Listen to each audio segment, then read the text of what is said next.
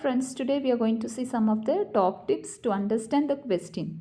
So hedging words or keywords in the question stem and answer options.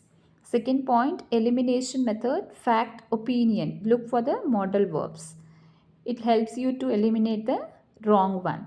And moving to third point, look for absolutes. Some of absolutes, all, only, always, never. These all are some absolutes and you can eliminate your answer. And fourth one, look for opposites. Straight opposite one will be their answer. Elimination, look for singular and plural. When three options says about the plural and one it is singular, the answer will be the singular one. If the other options are talking about the plural, your others one option is going to be a singular, the answer will be the singular.